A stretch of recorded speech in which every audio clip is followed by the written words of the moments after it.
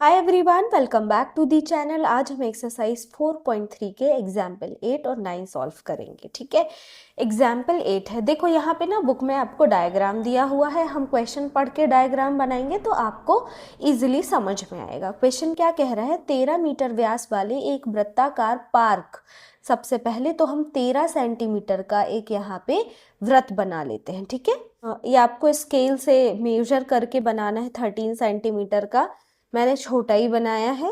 अब क्वेश्चन क्या कह रहा है कि 13 मीटर व्यास वाला एक वृत्ताकार पार्क, मतलब इसका जो व्यास है एक बिंदु से दूसरे बिंदु तक वो कितना है, 13 सेंटीमीटर। ठीक है, इसको ही हम व्यास कहते हैं। कितना है, 13 सेंटीमीटर। तो हम यहाँ लिख देंगे इसको 13 मीटर। आप थोड़ा सर्कल बड़ा बनाएंगे तो सारे मेजरमेंट अच्छे से लिख जाएंगे।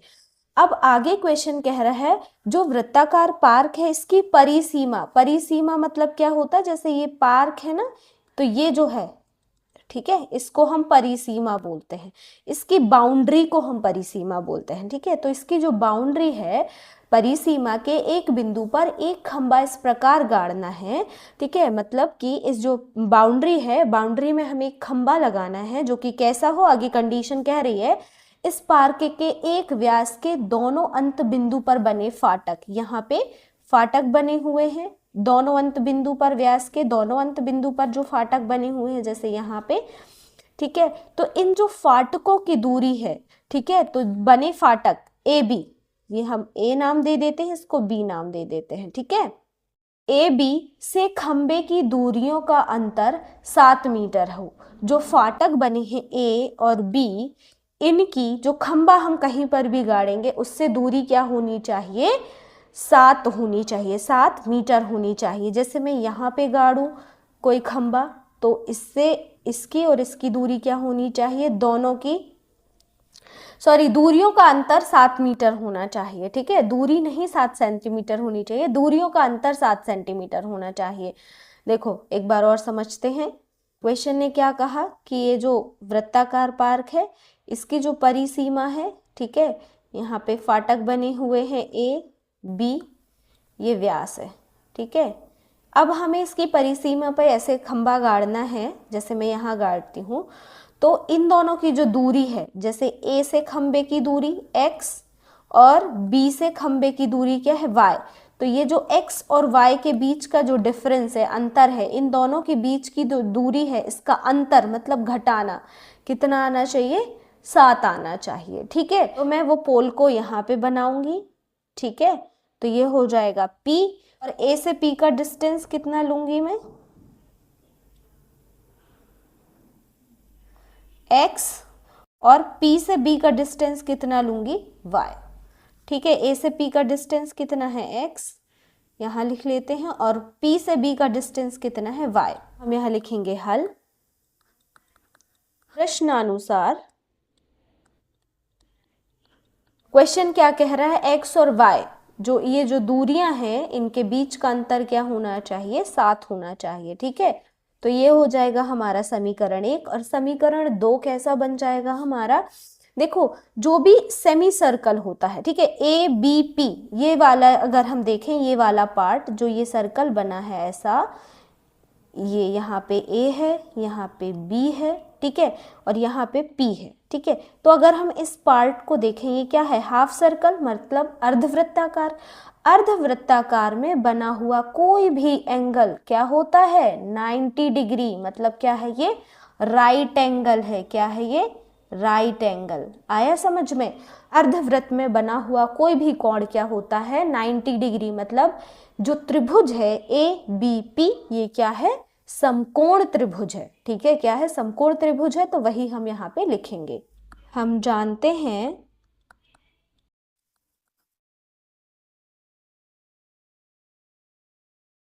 अर्धवृत्त पर बना कोण समकोण होता है, इसीलिए त्रिभुज ए पी बी क्या होगा, एक समकोण त्रिभुज है, ठीक है। अतः अब हम यहाँ पे क्या लगा देंगे, पाइथागोरस प्रमेय। पाइथागोरस प्रमेय से, पाइथागोरस प्रमेय क्या होता है, कर्ण का वर्ग बराबर लंब का वर्ग प्लस आधार का वर्ग। अब देखो यहाँ पे कर्ण का वर्ग क्या हो जाएगा, कोण के जो जैसे अगर हम समकोण त्रिभुज को ऐसे बनाते हैं तो ये जो कोण होता है, कोण के सामने वाली जो भुजा होती है ये क्या होती है, कर्ण होती है। तो यहाँ कोण के सामने वाली भुजा क्या है, ए बी। तो हमारा जो कर्ण है वो क्या है, 13 सेंटीमीटर, ठीक है। तो कर्ण का वर्ग मतलब कि 13 का वर्ग बराबर लंब का वर्ग। अब आप यहाँ पे एपी को भी ले सकते हो, बीपी को भी ले सकते हो, मैं एपी लिख लेती हूँ, ठीक है। तो एपी हमारा क्या है, एक्स स्क्वायर प्लस बीपी क्या है हमारा, वाई स्क्वायर, ठीक है। 13 का स्क्वायर क्या हो जाएगा, 169 equal to X square plus Y square, ठीक है। ये हो जाएगा हमारा समीकरण 2। अब देखो समीकरण 1 से हम x या y का मान निकाल सकते हैं और हम समीकरण 2 में रख देंगे। हम यहाँ लिखेंगे समीकरण 1 से, समीकरण 1 क्या है, x minus Y equal to 7, x का मान निकालेंगे, x बराबर y इक्वल के उस तरफ चला जाएगा तो ये क्या हो जाएगा, 7 प्लस वाई, ठीक है। हम यहाँ लिखेंगे x बराबर 7 प्लस वाई का मान समीकरण 2 में रखने पर, ठीक है। समीकरण 2 में रख देंगे 169 इक्वल टू स्क्वायर की प्लेस में क्या लिखना है, 7 प्लस वाई, तो 7 प्लस वाई का square plus Y square. 169 equal to 7 plus Y का होल स्क्वायर का फॉर्मूला लग जाएगा, ए स्क्वायर मतलब 7 का स्क्वायर 49 प्लस 2ab मतलब 14y plus Y square plus Y square, ठीक है। देखो 169 equal to 49 plus 14y plus Y square क्या हो जाएगा, 2y स्क्वायर। अब हम इसको अच्छे से लिख लेते हैं, इस वाले पूरे इक्वेशन को मैं लेफ्ट हैंड साइड में लिखूंगी, 2y square plus 14y plus 49 और जो 169 इक्वल किस तरफ है उसको मैं यहाँ पे ले आऊंगी, माइनस 169 इक्वल टू 0, ठीक है।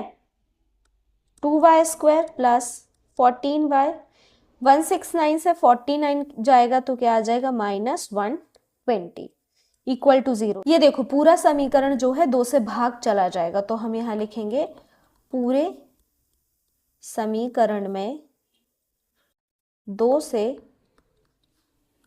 भाग देने पर नया समीकरण क्या आ जाएगा, जब हम 2y स्क्वायर में 2 से भाग देंगे, देखो 2 से भाग देंगे बटे 2 कर देंगे, समीकरण क्या आ जाएगा, 2 से 2 कट जाएगा, y स्क्वायर, यहाँ 2 से भाग जाएगा तो क्या आ जाएगा 7y माइनस यहाँ 2 से भाग जाएगा 60 इक्वल टू 0, ठीक है। अब हमारा ये नया समीकरण आ गया। यहाँ से अब 2 प्रकार से आप सॉल्व कर सकते हो, ठीक है।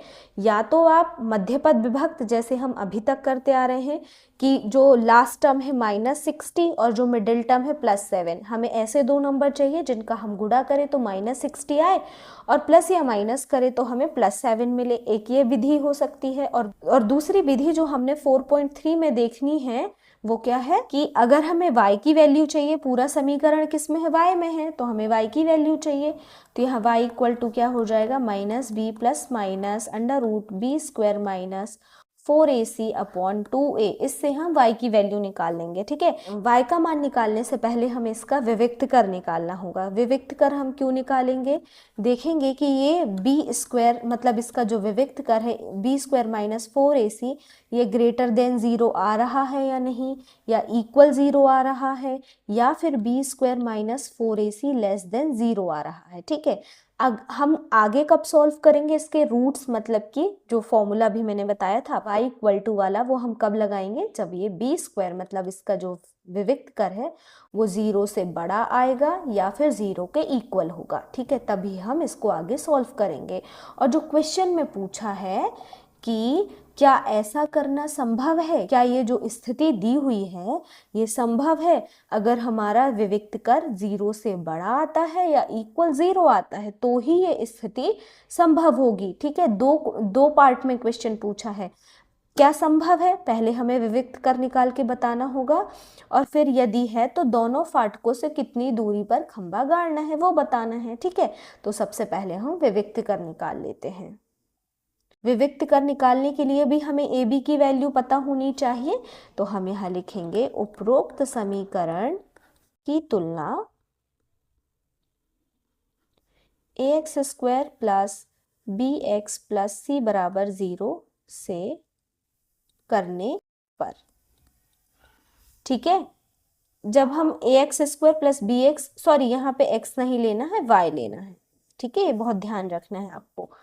a की वैल्यू क्या आ जाएगी हमारी 1, b की वैल्यू क्या आ जाएगी 7 और c की वैल्यू क्या आ जाएगी -60। ठीक है, विविक्त कर क्या है हमारा B square minus 4ac equal to 0। अभी हम इक्वल टू 0 लेके चलते हैं।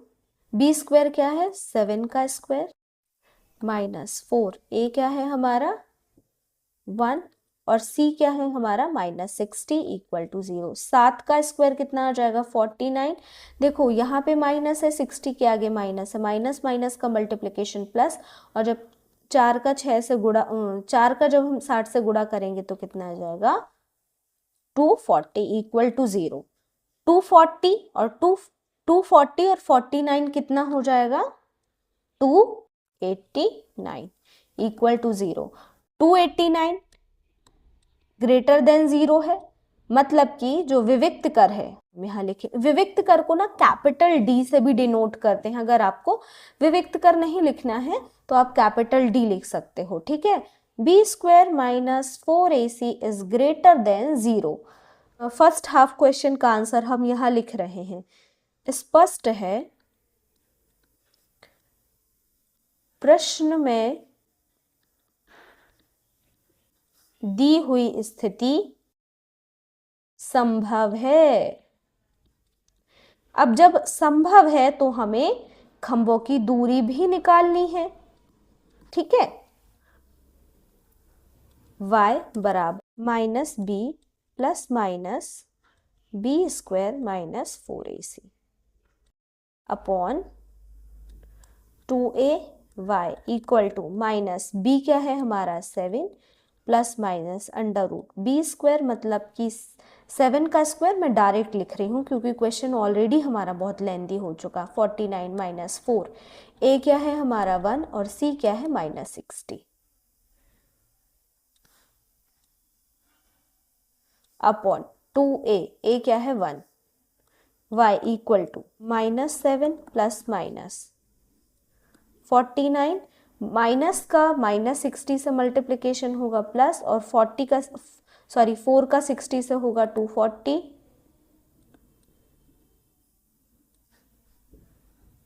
अपॉन 2 का 1 से मल्टीप्लिकेशन होगा 2, y equal to -7 plus minus 49 और 240 कितना हो जाएगा 289 अपॉन 2। अब देखो हमें 289 का क्या निकालना पड़ेगा, वर्गमूल निकालना पड़ेगा। प्लस माइनस 289 का वर्गमूल क्या होता है 17। ठीक है, अपॉन 2। अब देखो यहां से हमें प्लस और माइनस 2 में लिखना है। y इक्वल टू, एक बार हम -7 प्लस दे देंगे इसको 17 अपॉन 2। यहाँ पे हमने प्लस दे दिया तो अब हम सेकेंड टाइम क्या देंगे minus, y equal to -7 -17 upon 2। y equal to 17 से 7 जाएंगे तो क्या बचेगा 10/2। y बराबर -17 -7 कितना हो जाएगा -24 अपॉन 2। y इक्वल टू 2 से 10 में भाग जाएगा 5, y बराबर कितना आ जाएगा -12। ठीक है, y बराबर 1 क्या आ गया हमारा 5 और 1 आ गया हमारा -12। अब देखो हमने y क्या लिया था, y क्या है हमारा b से p के बीच की दूरी, और दूरी कभी भी माइनस में नहीं होती है, तो हम y बराबर क्या लेंगे 5 लेंगे। ठीक है, अतः y बराबर क्या आ गया 5। अब हमें x बराबर निकालना है, x का मान भी निकालना है, तो x माइनस वाई बराबर 7 पहला समीकरण है ये हमारा। हम x का मान निकालेंगे तो x माइनस वाई क्या है हमारा 5 बराबर 7, x बराबर -5 इक्वल के उस तरफ जाएगा तो +5 हो जाएगा, x बराबर क्या हो जाएगा 12। x का मान भी क्या आ गया हमारा 12 आ गया। ठीक है, क्वेश्चन में क्या पूछा था, दोनों फाटकों से कितनी दूरियों पर खंबा गाड़ना है, मतलब कि जो फाटक है और खंबे के बीच की दोनों दूरियां पता करनी थी कि A से P की दूरी कितनी है और B से P की दूरी कितनी है। ठीक है, वो हमने बता दी कि A से P की दूरी कितनी होनी चाहिए, x का मान क्या आया 12, मतलब 12 मीटर दूर, और B से P की दूरी कितनी होनी चाहिए 7 मीटर दूर। ठीक है,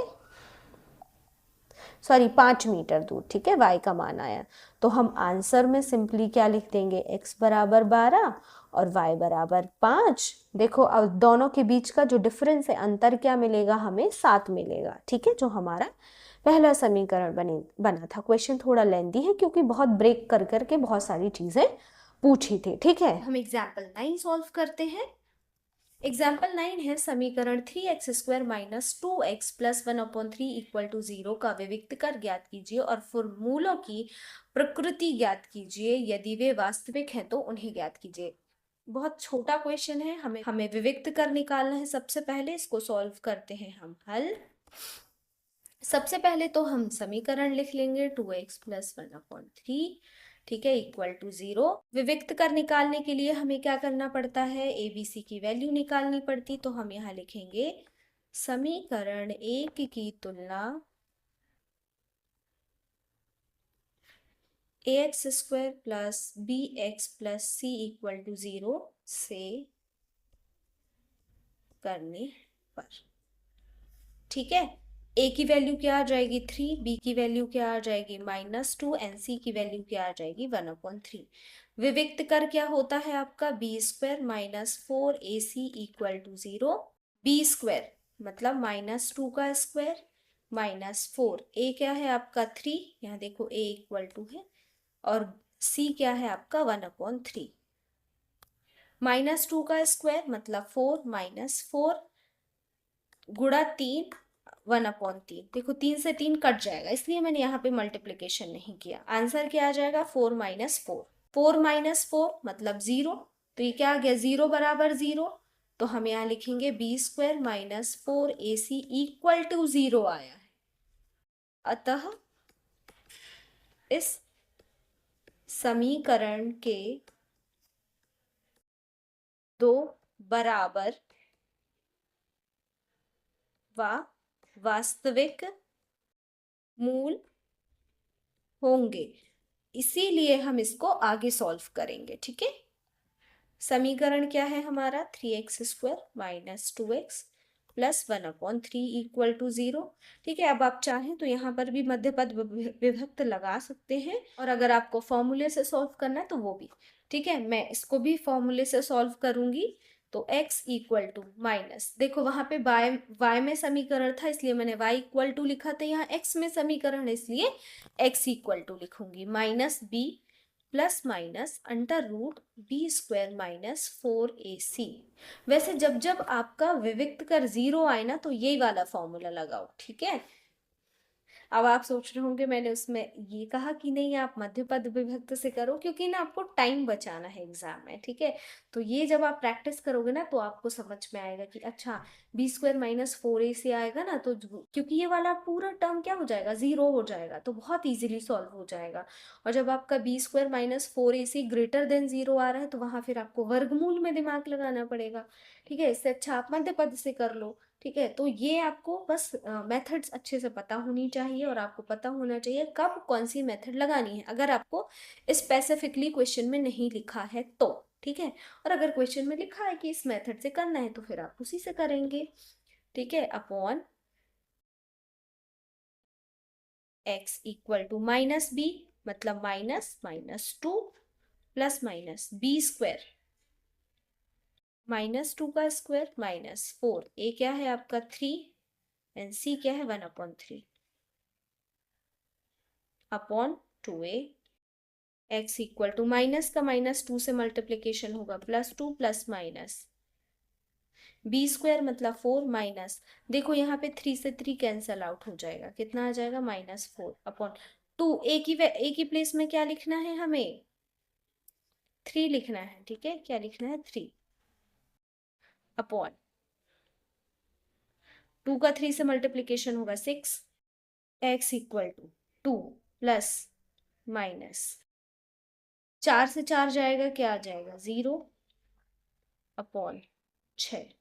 x इक्वल टू 2 अपॉन 6। अब देखो यहाँ पे प्लस माइनस 0 है, एक बार हम +0 लिख देते हैं, एक बार 2 -0 लिख देते हैं, ठीक है। 0 भी आएगा तो भी आपको ऐसा करना पड़ेगा। x इक्वल टू, तो ये क्या आ जाएंगे 2/6 और x बराबर 2/6, सेम वैल्यू आ गई, कट हो जाएगा, 2 एकम 2, 2 तिया 6, 2 एकम 2, 2 तिया 6, x के दोनों मान बराबर आ गए, ठीक है। और यही हमने सबसे पहले लिखा था, ठीक है, ये कि इस समीकरण के दो बराबर व वास्तविक, देखो बराबर आए, वास्तविक मतलब दोनों प्लस में आए, तो ये हो जाएगा हमारा आंसर।